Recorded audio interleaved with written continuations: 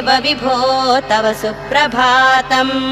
त्वत्पादधूलिभरितस्फुरितोत्तमाङ्गाः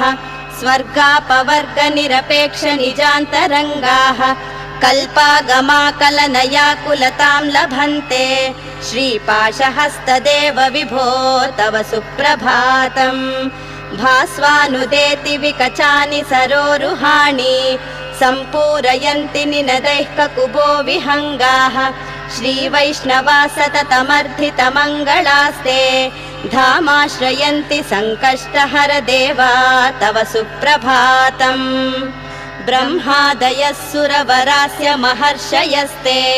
सन्तः सनन्दनमुखास्त्वतयोगिवर्याः धामान्तिके तव हि मङ्गलवस्तुहस्ताः श्रीप्रसन्नवदन देवा तव सुप्रभातम् इत्थं श्रीविनायक